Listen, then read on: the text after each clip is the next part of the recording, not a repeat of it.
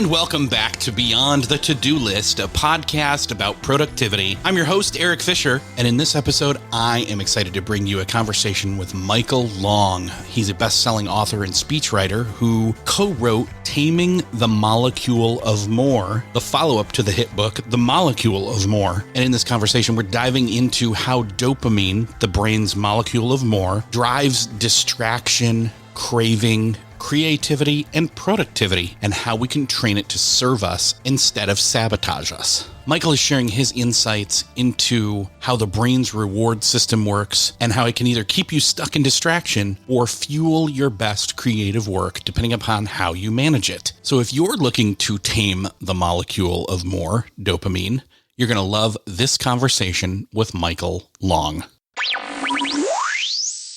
Well, it is my privilege to welcome to the show Michael Long. Michael, welcome to Beyond the To-Do List. Eric, thank you for having me. I'm excited to talk to you. And here's the thing. You've got a brand new-ish book called Taming the Molecule of More, but it's a follow-up to a best-selling book, The Molecule of More. And so I guess we kind of need to unpack that first before we talk about taming something or even the why behind needing to tame something. So, without scaring us too much about why we need to tame something and what that something is, what is the molecule of more? Oh, man. Well, that's an invitation. I'll take it. The molecule of more is dopamine. That is a brain chemical and neurotransmitter, and it has to do with anticipation and planning. Now, all the neurotransmitters in your brain are oriented toward in the moment, how something feels or tastes or working at something in the moment. But there's one that's focused entirely on the distance, the future, what we don't have. And that is dopamine. So people talk a lot about the dopamine buzz. They say it used to be known as the molecule of happiness. And that's part of the reason the book is out there, is because it's not the molecule of happiness. It's the molecule that makes you seek out what you don't have. It makes you so urgently desire that thing that you either succeed in getting it or feel good about the effort, or you drive yourself nuts trying to reach for something that's not going to make you happy. And this has ramifications from politics and romance to ambition and work. And that's what the first book is about, is it explains the science of that. The follow-up, Taming the Molecule of More, goes through the most common problems we have in the 21st century: doomscrolling, serial dating, online gaming, online pornography, things that take our time, that steal our time and our productivity, so we don't live the kind of happy life we'd like to. So you're talking that basically, dopamine is like a salesman. It promises things. I love that you frame it this way in the book. It makes big promises, but how can we be better at detecting what the reality is versus the bluff, so to speak? Well, first, let me tell you how dopamine works, because that'll help a lot. We can divide the world into what's close up and what's far away. And anything close up is something we can immediately control, feel, consume, whatever. I can pick up this unusual little glasses thing here that I clean my glasses with, or this card from my mother-in-law. I can control all these things. But anything in the distance requires some planning to get to, because I can't immediately touch it. And so the dopamine system is oriented toward letting us control all that stuff. The way it works is this: we're always on the lookout for something new and unusual, something we didn't expect that might also be useful to us. And if you think about that, if you're a caveman or cavewoman, as the case may be, that's a good thing to have, because you could die at any second, for Pete's sake. I mean, that noise behind the tree could be a tiger. So you need an early warning system to tell you, oh, I better do something about that tiger. I may formulate a plan to do that. Or if you see a berry you haven't seen before, maybe that's something I could eat, because you have to kill it and eat it the same day. So if you're a cave person, that's a great way to live, to have this wonderful dopamine early warning system out there for things in the distance. But these days, that noise behind the tree is probably the mail carrier. And we don't have to worry about what's for dinner. Yet this system that constantly alerts you to anything new and unusual is still just grinding away. And the things we have today that are new and unusual are manifold. Pick up the phone. It's a river of new and unusual things that might be useful. It's like a salesman. If anything appears that might be new or unusual, the old system, the old caveman system says, you better go check it out. You better go check it out. Now that safety and security aren't a concern, it's still telling you, better go check it out. You might need that. And so you're scrolling down your phone and there it is. You find it. So that's what we're up against, is a biological urge to investigate anything unusual. And it is like a salesman. Think of it this way. You're walking down the street in New York City or down in the Village, a bunch of comedy clubs. There's a guy standing out front, usually a guy, and he'll go, come on in. We got a great show in here. We got all these comedians. He hasn't seen the show. He doesn't know, but he's making this promise that you're going to have the best time ever. That's dopamine. Dopamine doesn't know for sure what's behind that tree is important to you, but it's promising you, it's going to be important. You better check it out. So that's what's going on. Now, of course, we can talk about ways to tame that, but it's important to understand that we are constantly being lured by our biology to something that may or may not be good, though the promise is good. So if I'm hearing you right, you're basically saying that this urge is wanting us to be constantly aware of the potential of what could be and not necessarily worrying about, the proof, or it's saying, hey, go check it out. You test for yourself whether it's true or not, but at least I got you alerted enough for your own safety's sake. We can switch places, Eric. You've got it. You're explaining it very well. I put a little finer point on it. Dopamine doesn't say this might be good. It says, it almost certainly will be good. You need to check that out. There's no doubt. In fact, it's go get this or I'm going to torture you by worrying about it. Go get that thing. Because it's been right all the time, at least in the past. In a long time ago, the only way, it's a crude system in some ways. It's very refined in other ways, but it's very crude in one way, in that the best way to motivate you is to promise you that something is important. So it just gives you this feeling, this overwhelming at times sense that you have to check this out or else. Yeah. Okay, so here's the thing. We've kind of almost painted dopamine as an only negative thing here. Let's be fair and say that low would lead to some very bad things and too high is kind of where we're edging into here. Let's talk a little bit about what low looks like in terms of negative effects. Sure. What we want to know is that there are two systems inside dopamine, and that's really where we can first start talking about negatives and positives. We have to have dopamine. It's a wonderful thing. It carries us through moment to moment. When you're listening to me talk, there's an element of dopamine because you're anticipating the next idea, the next word. It's happening at a micro level in terms of time. So it's a good thing.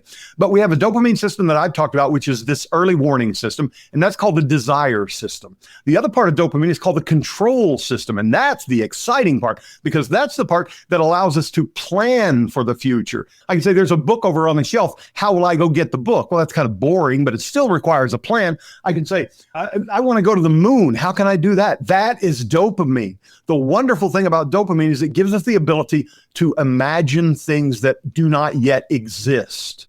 And that's how we decide whether or not to pursue what the early warning system tells us. So when we have high dopamine, we can talk about it in both of those tracks. If you have very high dopamine, you're probably going to be dealing with mental illness. You'll be easily distracted, perhaps constantly distracted. You will have difficulty maintaining a train of thought. You will be overwhelmed with ideas. Now, if we bring it down just a little bit to elevated dopamine activity as opposed to overwhelming dopamine activity, this is where we find the geniuses. This is where we find the very successful people. Now, there are other ways to be successful, but a lot of folks who are highly dopaminergic are artistic. They're very creative. They work really hard, and they succeed at these things because they are constantly seeking the new, the unusual, and they have the ability to think abstractly about what is not in front of them, which is almost redundant. As we come down to the normal level of the day where there aren't that many things to alert us, that's where most of us operate. And we have low dopamine. We can find ourselves depressed. We can find that we have diminished creativity, of course, inability to write well or think through things. We may be slow to react to opportunity or even danger. So there's a range there. And most of us, thank goodness, are there in the middle. And what we aspire to do is to make the most of the dopamine levels that we have. Now, the word taming, again, that makes people feel like it's a wild animal. We've got to tame it, make it, instead of being feral, it's got to be, it's got to go under our command. And I think there's definitely something true to that. But I feel like there's also, again, we talked about low just a second ago. It's like, well, taming also goes that direction too. It's coaxing it out and up a little bit. And there's some natural ways that you suggest in the book to do that. What are some ways that we can, if people are feeling lethargic, and some people would say, well, how do I know? Actually, let's go there first. How do I know it's low dopamine versus just regular fatigue? Well, we don't know without testing. And I want to be careful about this. I am not a physician, so I don't want people to take this as gospel medical advice. There is no good way to test dopamine levels. And let's just get that out. You're going to hear people say, oh, I have high dopamine, low dopamine. You don't know. We know from the way it presents itself. In fact, all the dopamine that we're talking about in terms of behavior exists inside the brain proper. When there's dopamine in the bloodstream, it has something to do with motion and nothing to do with behavior. And the only way to measure dopamine in a meaningful way is not to look at the volume of dopamine we have, but the amount of activity in particular circuits. And that has only been able to be done recently in a lab. So there's no way to know for sure you have high dopamine, low dopamine by measuring the stuff. What we do is we see how that presents itself. We know people with schizophrenia, for instance, tend to have higher dopamine activity, higher dopamine levels. But your question is, what can we do to bring up our dopamine activity?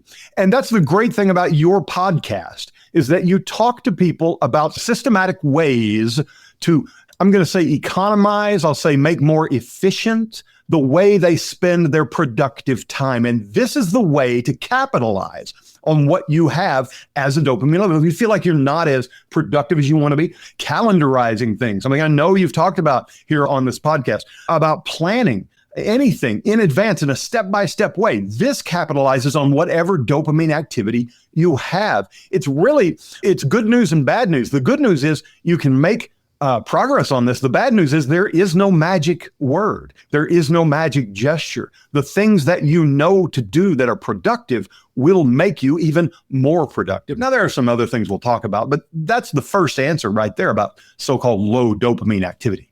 Now, some of these natural ways, I mean, we've talked about some of these here: exercise, sleep, even music we've talked about on the show before. How do those factor in?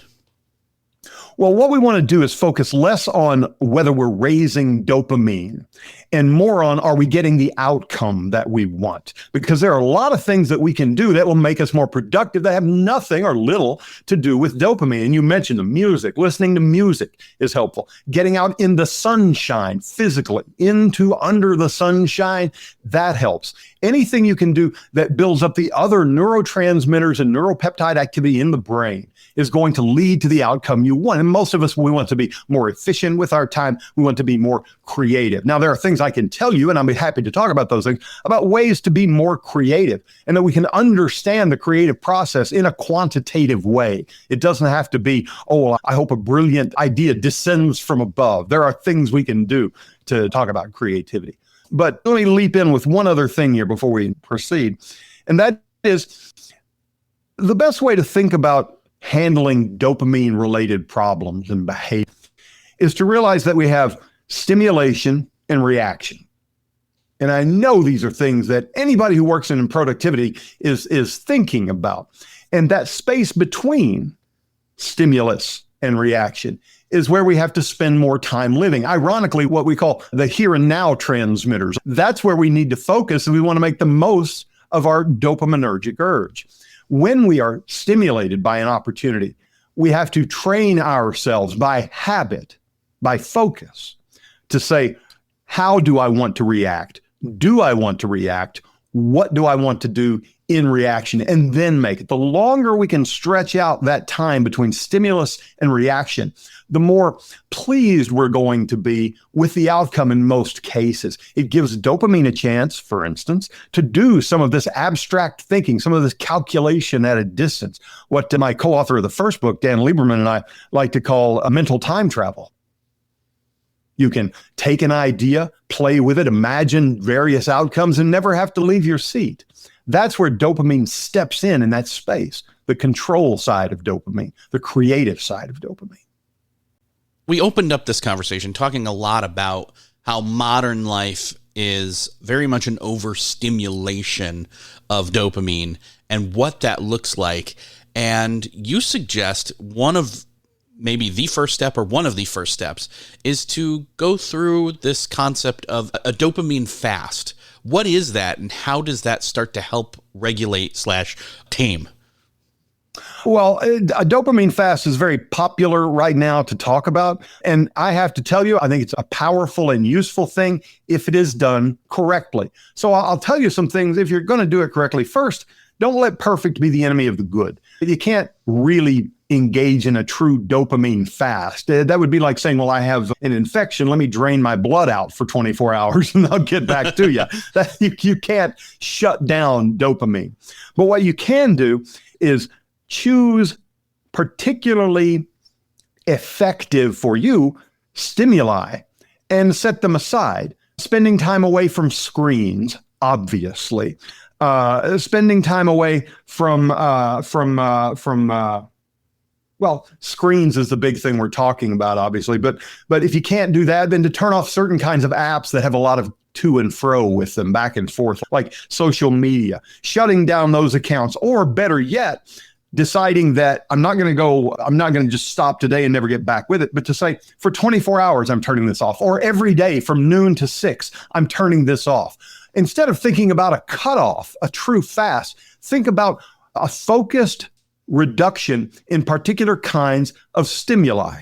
Another way to do it is to avoid shopping on certain days, not just online shopping, but any kind of shopping. And to fill that time, and this is where we sort of turn a corner in the dopamine discussion, Eric, is we fill that time with more satisfying here and now things. That is, reading a book, playing ball outside, walking around in the sun, having a conversation with a friend, doing something that is familiar and consumatory, enjoying the 5 senses. When we focus on the here and now, we balance out the loss of the dopamine urge, because that dopamine urge, while we don't necessarily talk about it as a happy feeling, it is a good, promising feeling. And so if we can fill that with something else, we tend to resist the dopamine urge more effectively. You mentioned in the book that the less we pursue artificial stimulation, which is very much a screens thing. I'm not saying, no, now I'm looking at a screen right now as I talk to you because we're doing this conversation via digital means. However, and that doesn't render you not real, and it doesn't mean this physical screen in front of me isn't real, but it does mean you're not physically present with me. And that's kind of the artificialness, for better or for worse. But you say that artificial stimulation, the more that we, or the less, I should say, that we pursue that, the more pleasure we get from these everyday things. Like, for instance, a physical book, or the physical effects of the sunshine that we're outside in versus just seeing it through a window, the sense of the breeze versus just seeing the effects of it on the trees, those kinds of things. You're hitting right over the target, Eric, because you just identified the difference between a here and now neurotransmitter experience and a dopamine experience. It's the difference between standing by a pool and looking at it, thinking about what it would be like to be in the water versus being in the water.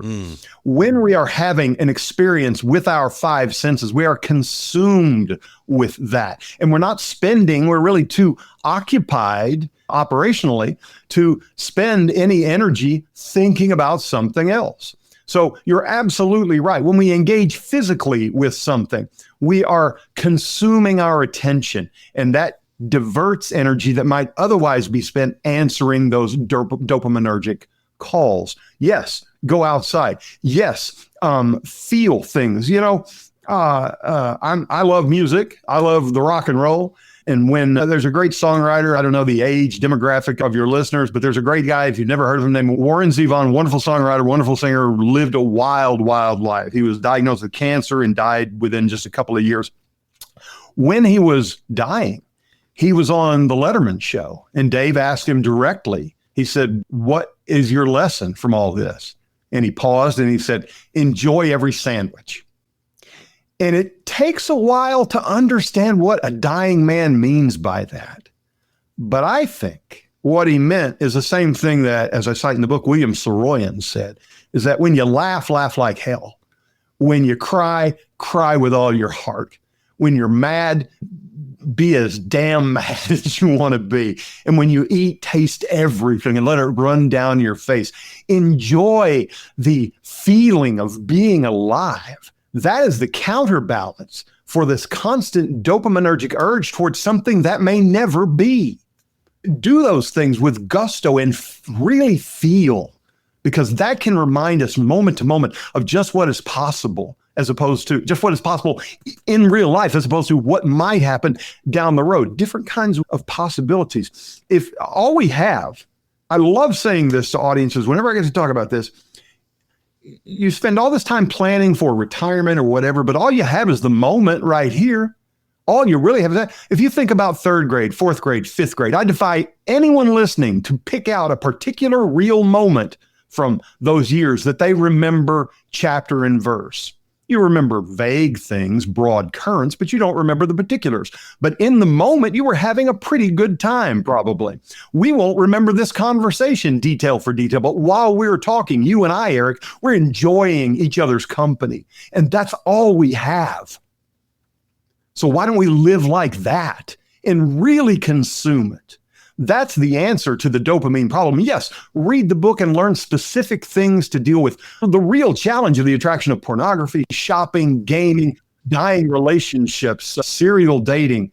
Those are all real challenges. But so much of what happens moment to moment, especially in the context of being productive and really tasting life, it is push away from the future and embrace the moment you're in. Do it looking for meaning, looking for purpose, and we can talk about that too. But I'm a big believer in the here and now. Ironically, for a guy who's an expert on dopamine, I'm all about the here and now. It makes me think of one of my college professors said something that really stuck with me. He said, "Wherever you are, be there." Oh, yeah. And I was like, oh, it's be here now. It's be fully present in the moment that you're in. And that's not to say that you can't be making plans and being strategic and having goals and moving forward with intention. But it does mean don't, while doing that, forget where you are. Yes. Or to quote another famous singer-songwriter, John Lennon, life is what happens to you while you're busy making other plans. Well, don't miss out on the life while you're making the plans. He ought to know. He was a walrus. Yes. He ought to know, to quote Ferris Bueller. I believe that in the summary of your show, you talk about the need for meaning. Mm-hmm.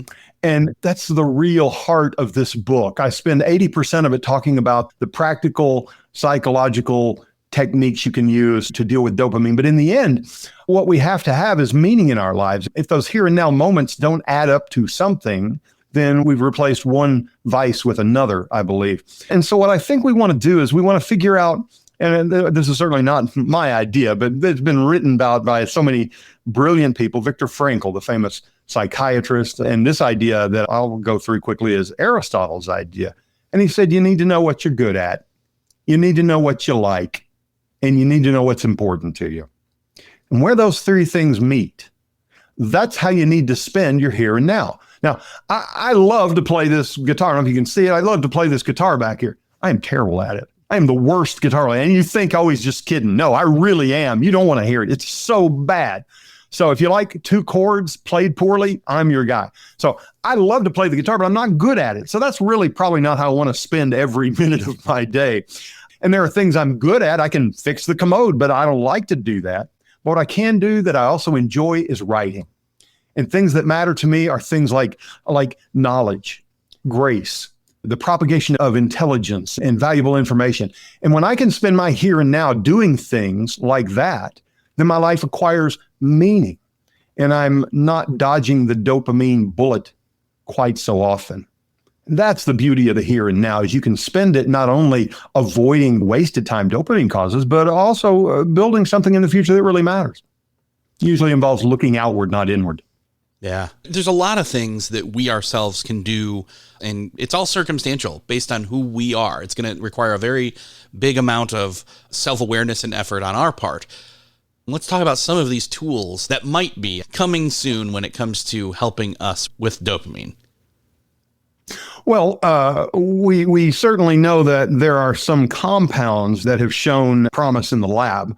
You look at some of the literature, you'll find, for instance, that we've been able to, I say we, I mean scientists, I'm not claiming this research, that we know, for instance, that we've seen among mice in the lab that we can sort of crush the displeasure that they take in running in the wheel in exercise. And we can make that dopamine thing satisfying for them so that they actually want to exercise more. So that points toward the idea that someday we'll be able to have a treatment that will make us more inclined to exercise. That would be a powerful thing if we could do something like that. We're seeing electrical stimulation in certain areas of the brain that lead to increased dopamine activity, that lead to increased creativity. Sometimes this can be done in magnetic fields, so that's promising as well.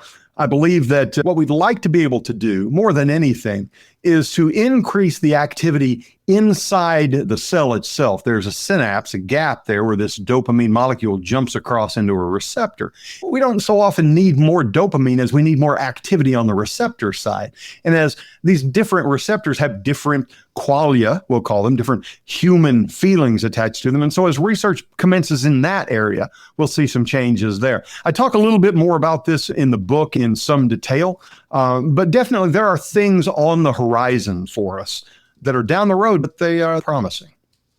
So what are some of those things specifically? I know you mentioned some of those things that people have heard of these days already. For example, there are a number of different ones when it comes to the drugs. Some people have heard like Ozempic, for example, different weight loss drugs that were designed for one thing, found out they had weight loss benefits. And in fact, that's because it's tied into this reward system that we function with. What's in, and I do write about this because I'm an Ozempic patient and I've lost about 60 pounds so far on this. I have more to go, but it's been life-changing, and I highly recommend these GLP-1 drugs to anybody who is battling obesity. Whatever it's going to cost you, I can tell you it's worth the money. If you have to cancel cable and sell your car, do it. You're going to feel so much better. When we talk about dopamine, we often talk about addiction, and these two books have been very popular, for lack of a gentler word, with the addiction community. And what people ought to know about addiction, which doesn't get talked about enough outside of addiction circles, is that it doesn't make sense that we should get addicted to things. I'm coming back to your question, but I want to circle around this way. Yeah. When you get hooked on a drug of some kind, like cocaine, you have to do more and more to feel less and less until finally you're doing so much and you're getting no effect from it. And that's the problem with addiction. Now, if you think about that, you unpack it just a little bit, you'd say, well, if I'm feeling less and less, wouldn't I stop doing it? Wouldn't I just quit because now it's boring? Well, that's where the craving part comes in, is that once you've stretched, so to speak, that capacity for craving, that does not go away. That does not diminish. So even though the pleasure comes down, the craving stays where it is. So what the GLP-1 drugs do, among several things, is they appear to crush that craving. And as I say in the book, the first day I ever took the Ozempic, I had a business meeting a couple of hours later, and this stuff takes effect right away. Those of you who've taken it know what I'm talking about.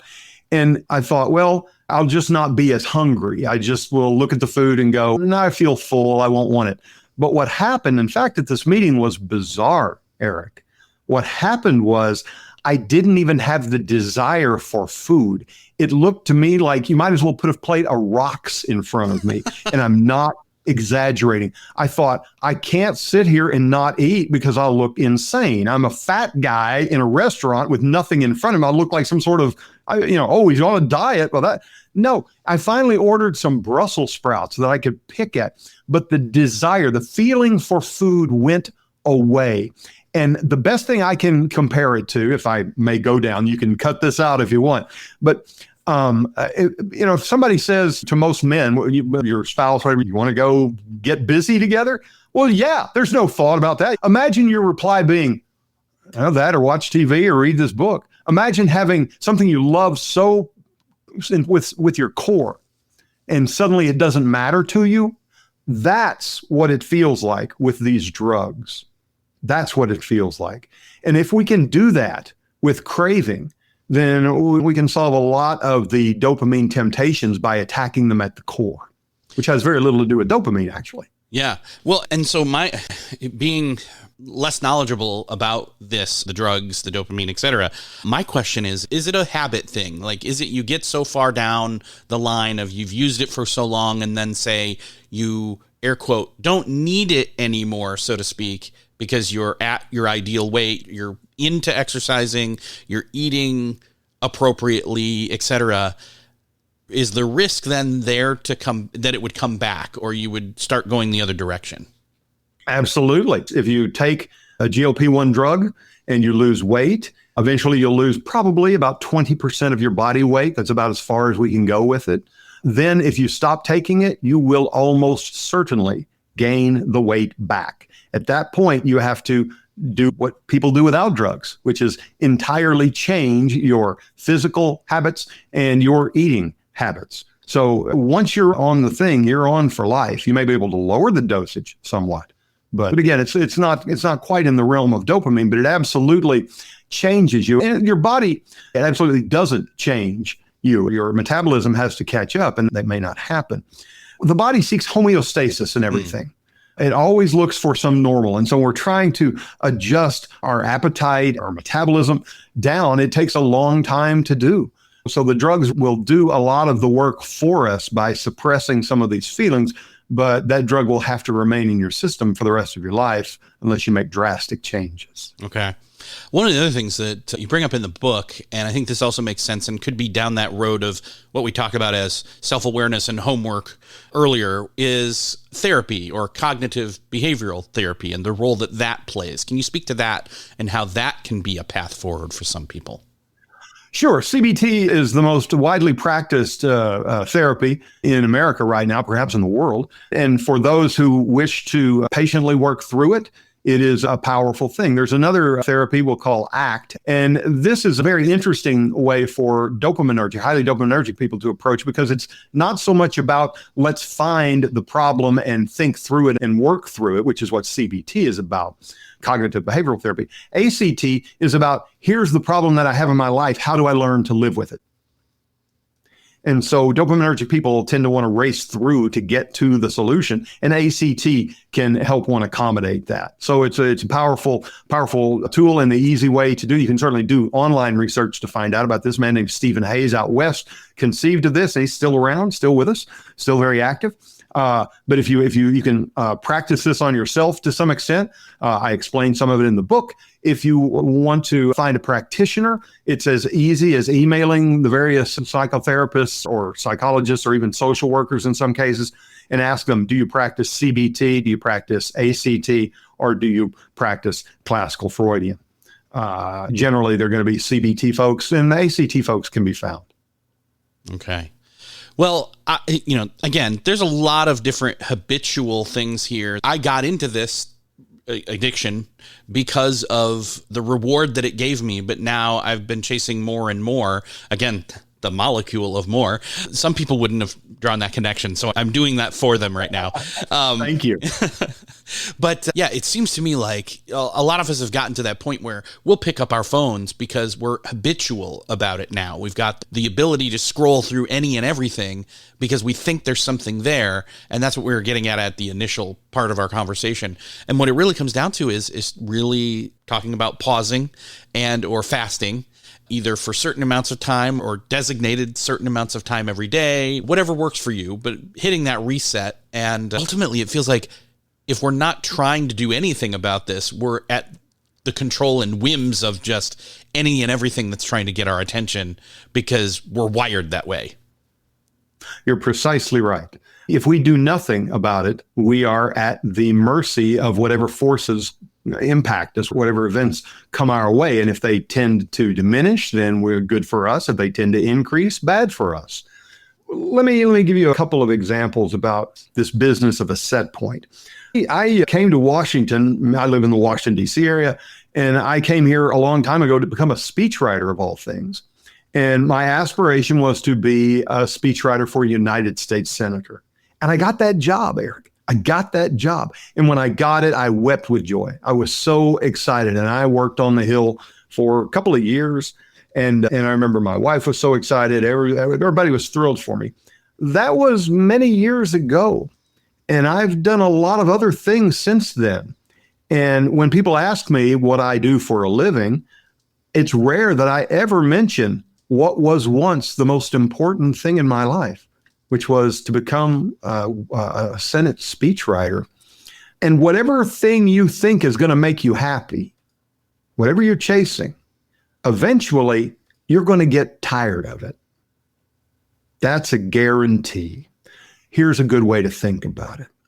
Let's say every week your boss comes to your desk and gives you your paycheck. Let's say it's $1,000. $1,000. There it is in the check. You take the check, $1,000. You think nothing of it and put it in your wallet. Why? Because you get it every week. Now, one week, the boss shows up and she says, here's $1,000. And Eric, here's an extra $100 because you've done so well. Now, what are you excited about? Not the $1,000. 1/10 of that. You're excited about the 100. Oh, golly gee, I've got 1,100. I've got another $100 now. And that, isn't that crazy? You're excited about a little bit, not a lot, because the 1,000 is normal. Now, a few weeks go by and every week your boss is like, another good week, Eric. Here's 100. Here's another 100. 5, 6, 7 weeks go by. And all of a sudden the boss hands you, here's $1,100. And what do? Oh, you yawn, you put it in your wallet and you go ahead. Dopamine is the thing that makes you wish she gave you more than the 1,100 after she'd just been giving you 1,000. And that's the thing that says, boy, this is so normal. I wish I had more. We get bored with the familiar, and dopamine is a constant alert system for whatever is not normal. Well, I don't want to be normal, but I think that you've given us a lot to think of. You're giving us a lot to chew on, and I think that that's good.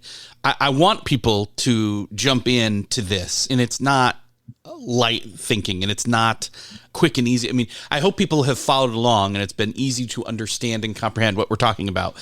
But there's deep waters here, and I want people to continue to go down this journey with you. One, by following what you're doing. Two, by grabbing the book and even the previous book. Let's point people to where they can go do those things. Sure. And let me tell you, these are some deep waters, but they're interesting waters. And here's the thing. If you want to read a book with examples from The Office and rock and roll and the Beach Boys and TV and movies, this is your book. This book is filled with popular culture. This is about how we live today. It's not a dry book of philosophy. My book has been endorsed, or my first book was endorsed by Miley Cyrus, Lizzo, Dax Shepard, Kristen Bell. Howard Stern's mentioned it. This is a book about those of us who live. I'm a normal, those of you who can see the video, my wall is filled with autographs and pictures of Bob Dylan back there. There's Elton John over on this wall, Ben Folds. I'm a pop culture guy, and this is a book that talks about how this stuff fits into the life we live now in an amusing, fun, funny way. We won lots of awards for this stuff. You're going to love it. Go to tamingthemolecule.com. That's tamingthemolecule.com, and you can read all about this stuff. You can click through. We have the H&N blog, which has tips every day about how to enjoy your day better.